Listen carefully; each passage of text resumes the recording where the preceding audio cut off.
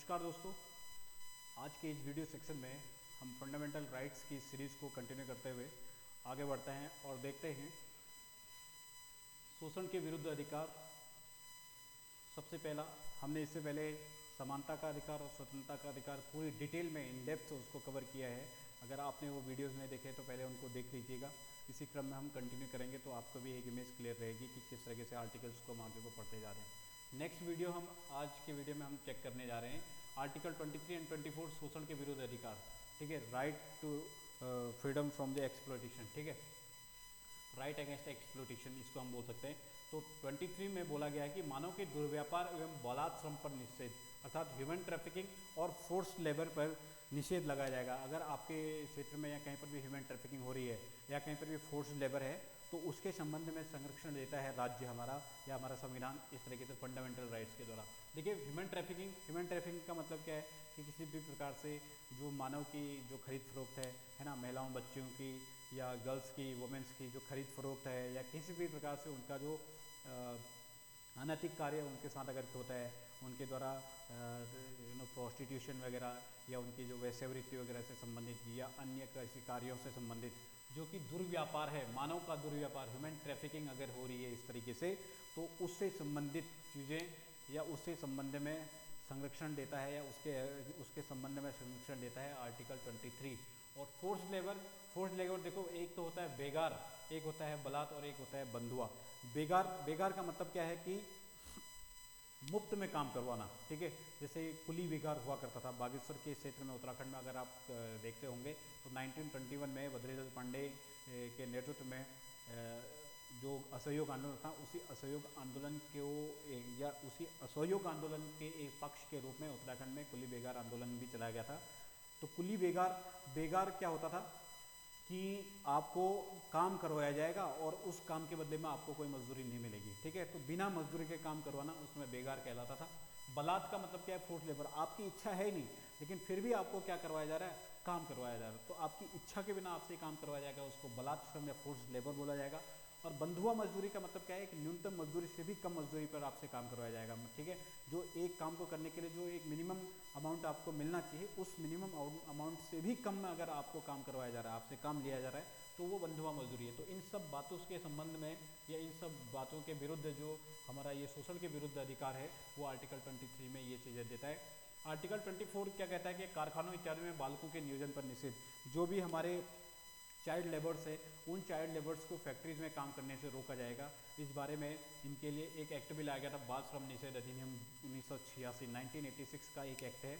ये क्या कहता है कि जो 14 साल से कम के बच्चे हैं, उन 14 साल से कम उम्र वाले बच्चों को आप किसी भी कारखाने या फैक्ट्रीज वगैरह में काम करने पर नहीं लगा सकते। यदि अगर ऐसा करते हैं तो आपको 6 महीने की या 50,000 रुपये की सज़ा का इसमें प्रावधान है।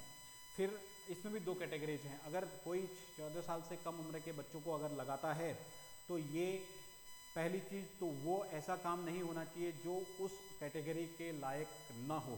ठीक है ना, मतलब उससे यदि ऐसा काम करवाया जा रहा है तो वो काम ऐसा ना हो कि मतलब वो उस व्यक्ति की शारीरिक क्षमता से परे हो।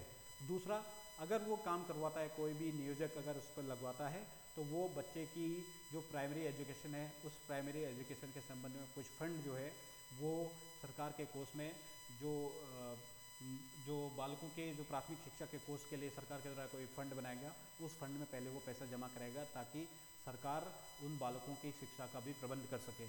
और दूसरा, यदि वो 14 साल से 18 साल का अवयस्क है और 14 से 18 साल का है, तो उन व्यक्तियों को उस कारखानों में नहीं लगाया जा सकता जहाँ पर अगेन वही मतलब कि उनसे अधिक क्षमता वाला जो काम होगा, तो उससे अधिक क्षमता के से अधिक कार्य वाले क्षेत्र में उनको नहीं लगाया जा सकता। अगर इस बारे में कोई पकड़ा जाता है तो उसको जेल या फिर अर्थदंड दोनों प्रकार का जुर्माना हो सकता है। तो आर्टिकल 24 हमें ये बात बताता है।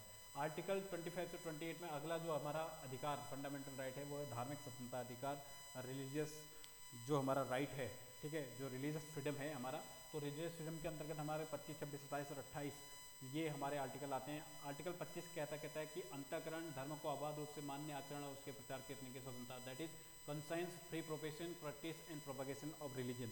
तो कॉन्साइंस मतलब अंतःकरण मतलब आप किसी धर्म को किस फॉर्म में अपने अंदर समाहित कर रहे हैं, ठीक है, या फिर किसी धर्म के भगवान से आपके किस प्रकार से संबंध हैं, आप उनको, जैसे मीरा है, मीरा ने श्री कृष्ण को अपने पति के रूप में माना, आप भी मान लो, किसी को भी कोई नहीं रोक रहा है, ठीक है ना। तो अंतःकरण करने की, ठीक है, कंसाइंस की, धर्म को अबाध रूप से मानने की, ठीक है, तो किसी भी प्रकार से आप धर्म को मान सकते हैं, ठीक है, किसी भी धर्म को आप अबाध रूप से मान सकते हैं, उसके आचरण करने, आप उस धर्म को जिस फॉर्म में मान रहे हैं, तो उसकी जो प्रैक्टिस है, आप उस धर्म की जो भी प्रैक्टिस हैं उनको फॉलो कर सकते हैं, ठीक है, और उस धर्म का प्रचार प्रसार करने के लिए आप स्वतंत्र हैं, ठीक है। तो आपको धार्मिक स्वतंत्रता देता है, स्टेट का कोई अपना धर्म नहीं है, वो सभी व्यक्तियों को उनके किसी भी धर्म को मानने, अंतःकरण करने, आचरण और उसके प्रचार प्रसार करने की स्वतंत्रता देता है, आर्टिकल 25।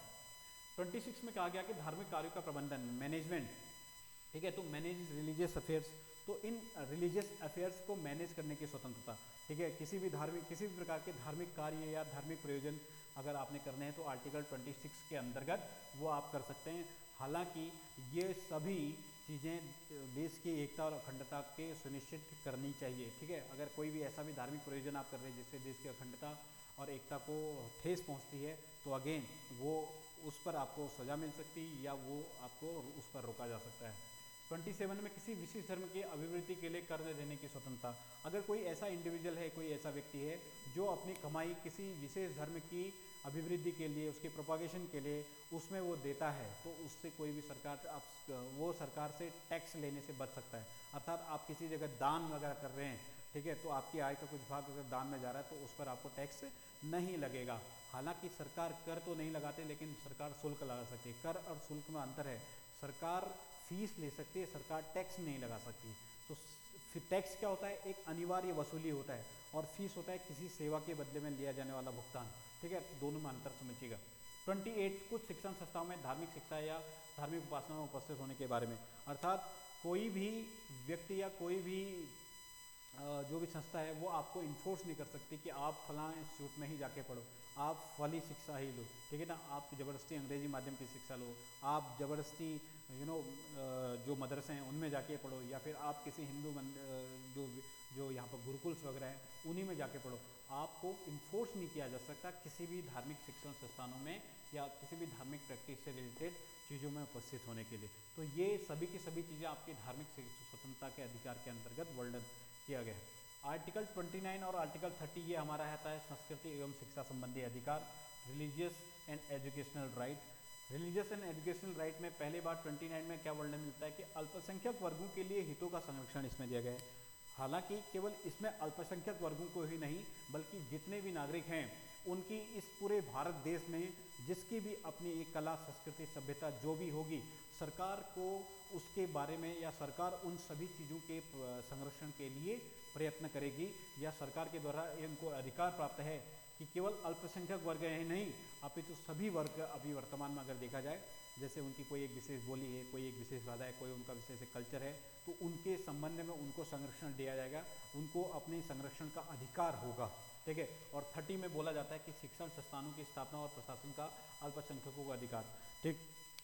तो शिक्षण संस्थान या कोई भी इंडिविजुअल अपने कोई भी शिक्षण संस्थान इस्टेब्लिश करना चाहता है ना, या फिर किसी भी प्रकार का शिक्षण संस्थाओं को चलाने के लिए जो भी एडमिनिस्ट्रेशन उसका है, तो उसको उस शिक्षण संस्थाओं के एडमिनिस्ट्रेशन से रोका नहीं जाएगा। और इसी संबंध में आर्टिकल 30 के अंतर्गत ही जो अल्पसंख्यकों के अधिकार थे, इसके लिए एक राष्ट्रीय अल्पसंख्यक आयोग बनाया गया था 1978 में, जिसे 1992 में क्या दे दिया गया था, संवैधानिक दर्जा प्राप्त किया गया। तो आर्टिकल 23, 24 शोषण के विरुद्ध अधिकार, ठीक है ना, 25 से 28 धार्मिक स्वतंत्रता का अधिकार, 29 से 30 के बीच में हमने संस्कृति और शिक्षा संबंधी अधिकार पढ़ा। इसके बाद आर्टिकल 31, और हमने वो पहले ही पढ़ा कि आर्टिकल 31 को संपत्ति का अधिकार पहले इसमें हुआ करता था, 6 नंबर का अधिकार, उसको हमने क्या कर दिया था 44वें संविधान संशोधन के द्वारा, संवैधानिक संशोधन 1978 44th कॉन्स्टिट्यूशन अमेंडमेंट एक्ट, उसके द्वारा हमने उसको फंडामेंटल राइट्स से हटा करके उसको लीगल राइट माना, और आर्टिकल 300A के अंदर उसको पार्ट 12 में उसको रखा है, ठीक है। तो नेक्स्ट जो आएगा हमारा वो आएगा आर्टिकल 31 के बाद आर्टिकल 32, और इसमें हम पढ़ेंगे संवैधानिक उपचारों का। इसके बाद नेक्स्ट जो आर्टिकल आता है आर्टिकल 31, जो हमने संपत्ति का अधिकार था उसको हमने देखा कि किस तरीके से 44th कॉन्स्टिट्यूशनल अमेंडमेंट एक्ट 1978 के द्वारा उसको 300A में रख दिया गया है, आर्टिकल 31 को, संपत्ति का अधिकार, प्रॉपर्टी, राइट टू प्रॉपर्टी। 32 में हम देखते हैं संवैधानिक उपचारों का अधिकार, कॉन्स्टिट्यूशनल रेमेडीज। कॉन्स्टिट्यूशनल रेमेडीज का महत्व इससे भी बढ़ जाता है क्योंकि बिना कॉन्स्टिट्यूशनल रेमेडीज या आर्टिकल 32 के फंडामेंटल राइट्स का कोई औचित्य नहीं है। अगर फंडामेंटल राइट्स आपको नहीं मिल पा रहे हैं और उसके लिए आपको कोई संरक्षण प्रदान नहीं किया जा रहा है तो फिर उन राइट्स का कोई अर्थ ही नहीं है।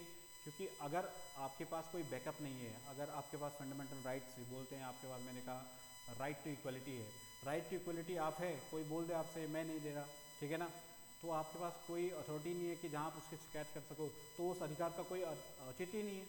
तो उसके लिए उसको सपोर्ट देता है या उसकी एक बैकबोन कहलाता है आर्टिकल 32। इसीलिए बी आर अम्बेडकर ने इसको बोला था क्या, बी आर अम्बेडकर, इन्होंने इसको बोला संविधान की आत्मा, सोल ऑफ इंडियन कॉन्स्टिट्यूशन, संविधान की आत्मा को बोला आर्टिकल 32 को, ठीक है।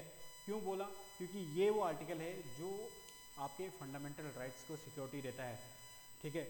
और इस सिक्योरिटी के तहत अगर आर्टिकल 32 के तहत क्या करती है कि अगर आपके किसी फंडामेंटल राइट का वायलेशन हुआ है तो आप सुप्रीम कोर्ट में जा सकते हैं।